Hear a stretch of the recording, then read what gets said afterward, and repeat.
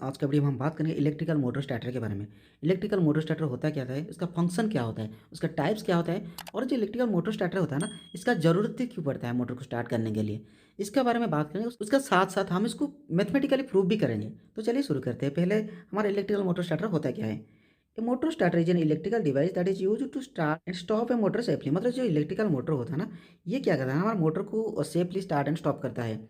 Likely relay the motor starter switch is the power on off. मतलब एक relay जैसे on off करता है ना, वैसे ही हमारा मोटर स्टार्टर मोटर को ऑन और ऑफ करता है। It is also provide low voltage and over current protection.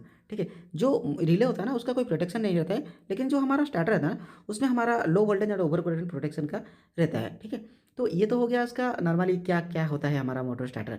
ये हमारा मोटर स्टार्टर है। अब बात करते हैं ज़रूरत क्या है।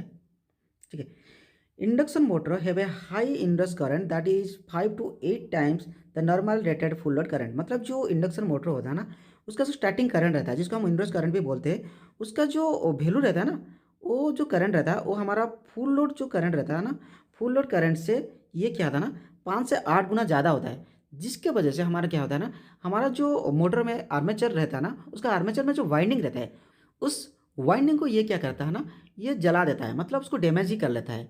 जिसके वजह से हमारा जो मोटर होता है ना, वो मोटर हमारा जब नॉर्मल कंडीशन में आएगा तब क्या करना, ये बैक ईएमएफ प्रोड्यूस नहीं कर सकता है, क्योंकि उसका आर्मेचर ऑलरेडी डैमेज हो चुका है। तो ये बैक ईएमएफ को प्रोड्यूस ही नहीं कर पा रहा, जिसके वजह से हमारा मोटर चलेगा ही नहीं। ठीक है, लेकिन अगर मोटर बिलो 1 HP होगा, ठीक है, तो अब हम उसको क्या करेंगे, डायरेक्टली कनेक्ट कर सकते हैं पावर सप्लाई के साथ।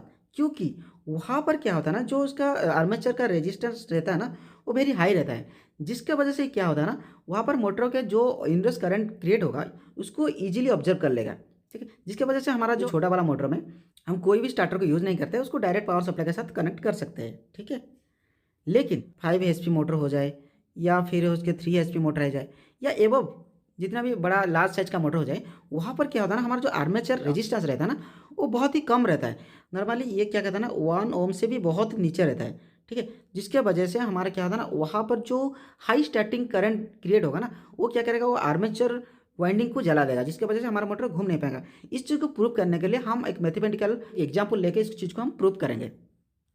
सपोज हमारे पास एक मोटर है जिसका जो है 5 HP का। ठीक है, 5 HP का एक मोटर है। 5 HP मतलब ये हो गया हमारा 3.73 किलोवाट है। ठीक है, और ये ऑपरेट कैसा है, 3 फेज मोटर है, तो ये होगा 440 वोल्ट है। ठीक है, ये है इसका है। और इसका जो आर्मेचर रेजिस्टेंस नॉर्मली जो रहता है, इसका 0.25 ओम रहता है। ठीक है, याद रखिए। और इस जो मोटर का फुल लोड करंट जो होता है ना, वो जो नेम प्लेट में मेंशन रहता है, वो हमारा 50 amps रहता है। ठीक है, ये है, इसको प्रूव करेंगे हम। लेकिन ये जब स्टैंड स्टिल में रहता है ना, पहले ईवी का फॉर्मूला क्या था, ईवी इक्वल हमारा P5 ZN/60 ये होता है ना। ठीक है, लेकिन जब स्टैंड स्टिल में रहता है ना, तो ये जो एन होता है ना, एन मतलब जो हमारा स्पीड होता है ना, वो जीरो होता है। तो उस केस में हमारा क्या होगा, ईवी जो होगा ना, वो भी जीरो हो जाएगा। याद रखिए।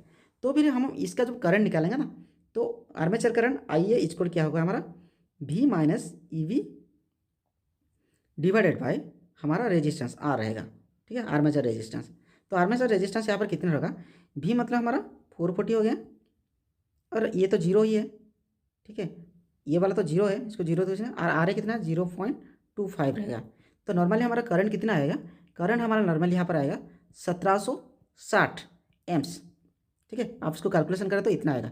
अगर 1760 एम्पियर का हमारा यहाँ पर करंट क्रिएट होगा वहाँ पर स्टार्टिंग में, लेकिन हमारा जो है रेजिस्टेंस है ना, देख रहे 0.25 ओम का आर्मेचर रेजिस्टेंस है, तो इतना एम्पियर का करंट अगर उसमें फ्लो करेगा तो क्या करेगा, इसको पूरा डैमेज कर लेगा।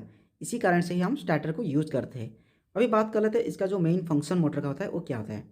To safely start and stop the motor, पहले से बता दिया, ये सेफली स्टार्ट स्टॉप करता है मोटर को। Reverse the direction of the motor, ये क्या होता है ना, डायरेक्शन भी चेंज करता है मोटर का। To protect the motor from low voltage and over current, ये क्या करता है ना, low voltage and over current protection हमको प्रोवाइड करता है। अभी बात करेंगे motor starter typically has 2 circuit wiring. मतलब इसका जो सर्किट वायरिंग क्या क्या रहता है, पावर सर्किट रहता है, एक कंट्रोल सर्किट रहता है, 2 सर्किट। देखिए ये वाला जो देख पा रहे हैं ना, RYB, ठीक है, यहाँ पर देख पा रहे हैं, यहाँ पर डायरेक्ट मोटर को गया है, ये होता है हमारा पावर सर्किट। ठीक है, यहाँ पर जो आप देख पा रहे हैं हमारा, यहाँ पर हमारा कंडक्टर को गया है। ठीक है, उसके साथ साथ हमारा रिले को गया है, ये वाला केबल और ये वाला केबल। उसके साथ साथ आप यहाँ से देख पा रहे हैं, ये हमारा कहाँ गया है, हमारा स्टार्ट स्विच को गया है, स्टॉप स्विच को गया है। ठीक है, और सर्किट ब्रेकर टू क्या है, ये हो गया हमारा कंट्रोल सर्किट। देखिए पावर सर्किट तो एक ही टाइप का होता है, ये 3 फेज आप देंगे, ये इन होगा और दूसरा आउट हो जाएगा। लेकिन जो हमारा कंट्रोल सर्किट रहता है वो मेनली 3 टाइप्स का रहता है। पहला हो चुका हमारा कॉमन कंट्रोल। कॉमन कंट्रोल मतलब क्या होता है ना, इसमें क्या होता है ना, जो वोल्टेज कंट्रोल होता है ना, इसको उस वोल्टेज को मतलब उस सप्लाई को हम क्या करते हैं ना, सेम जो पावर सर्किट रहता है ना, उस पावर सर्किट में ही से ही हम उसका कंट्रोल सर्किट लाते हैं। जैसे कि ये वाला इमेज में आप देख पा रहे हैं ना, ये पावर सर्किट है, ठीक है, और इसका जो कंट्रोल सर्किट ये वाला है, ये भी हमारा पावर सर्किट से ही टेपिंग करके लाया गया है, ठीक है। इसको बोलते हैं हमारा कॉमन कंट्रोल, ठीक है। उसका आ गया इंडिपेंडेंट कंट्रोल। इंडिपेंडेंट कंट्रोल में क्या होता है ना, हमारा जैसे कि जो कॉमन कंट्रोल में हम उसी जो पावर सर्किट से ही हमारा कंट्रोल सर्किट का सप्लाई लाए थे, लेकिन इंडिपेंडेंट कंट्रोल में हम क्या करेंगे, इंडिपेंडेंट पावर सोर्स हम क्या करेंगे, वो जो हमारा कंट्रोल सर्किट के लिए ये वाला कंट्रोल सर्किट के लिए प्रोवाइड करेंगे, ठीक है। लास्ट वन हो गया ट्रांसफर कंट्रोल। ट्रांसफर कंट्रोल मतलब क्या होता है, हमारा जो पावर कंट्रोल रहता है ना, जैसे कि ये रह गया हमारा 440 का, यहाँ पर कितना रहेगा 440 वोल्ट हमारा जाता है 3 फेज में। लेकिन हमारा जो यहाँ पर आएगा ना, जो कंट्रोल सर्किट में, उस कंट्रोल सर्किट में ये जो वोल्टेज का लेवल से कम वोल्टेज का लगेगा, चाहे आप 220 वोल्ट ले लीजिए या आप 24 वोल्ट का डीसी भी ले लीजिए, ठीक है। जिस चीज़ के लिए आप लेंगे, या 110 का भी रहता है, 110 वोल्ट एसी का भी रहता है। तो ये क्या करेंगे, हम एक ट्रांसफार्मर बैठाएंगे, ट्रांसफार्मर बैठा के वहाँ से इतना कंट्रोल वोल्टेज निकालेंगे, और उसके बाद इस कंट्रोल सर्किट को हम वायरिंग करेंगे। अभी बात कर लेते हैं थोड़ा सा इसका जो टाइप्स के बारे में। देखिए इसका जो टाइप्स रहता है ना, वो क्या क्या रहता है मैं आपको बता देता हूँ। डायरेक्ट ऑनलाइन स्टार्टर, जिसको हम ड्यूअल स्टार्टर भी बोलते हैं। उसके बाद स्टार्टर रेजिस्टेंस स्टार्टर, ठीक है। उसके बाद रोटो रेजिस्टेंस और स्लिप रिंग स्टार्टर रहता है। उसके बाद ऑटो ट्रांसफार्मर स्टार्टर, उसका स्टार्डल्ड स्टार्टर, उसके बाद सॉफ्ट स्टार्टर, और VFD भी हमारा एक स्टार्टर कैटेगरी में आता है। तो मेनली ये था आज का टॉपिक। अगर वीडियो अच्छा लगा तो लाइक कीजिए, शेयर कीजिए, सब्सक्राइब जरूर कीजिए। Thank you.